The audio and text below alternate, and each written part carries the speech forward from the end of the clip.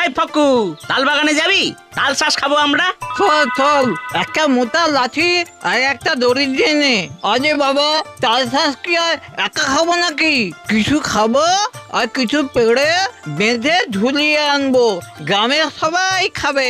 আচ্ছা ফক্কু, গ্রামের সব লোকে তোকে দুচ্ছাই করে, পেছনে লাগে, বকাবকিও করে, তবুও তুই গ্রামের লোকের কথা ভাবিস? আরে ধুর, যারা ভালোবাসে তারাই তো বকতে পারে রে। চল চল, ও তুই বুঝবি না। কিরে পিকু, মাঠ তো ফাঁকা, এতগুলো তাল গাছ একদিনে উধাও? হ্যাঁ, একেবারে মাটি থেকে উপরে নিয়ে গেছে, কেমন গর্ত হয়ে গেছে চারিদিকে দেখ। কিন্তু তাল গাছ দিয়ে কি করবে বলতো? চল চল, গ্রামে গিয়ে জানানো দরকার সবাইকে। চল চল।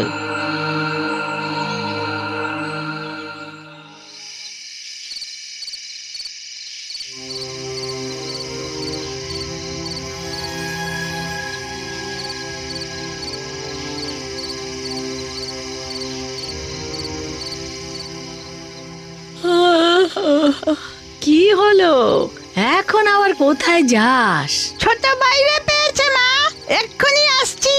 সাবধানে যা।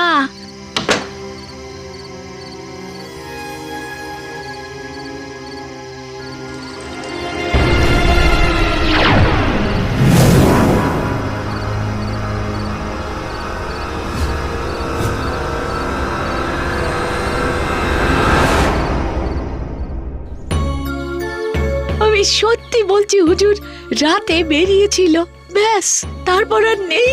এ কি জাদু নাকি? দেখো হয়তো এদিক ওদিক যেতে গিয়ে পথ হারিয়েছে।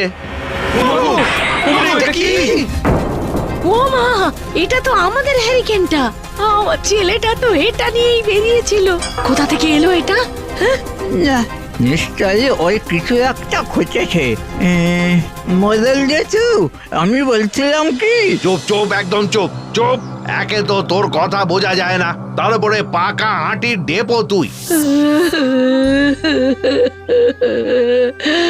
লিবু, আমার লিবু রে, তুই ছাড়া আমার যে আর কেউ নেই রে।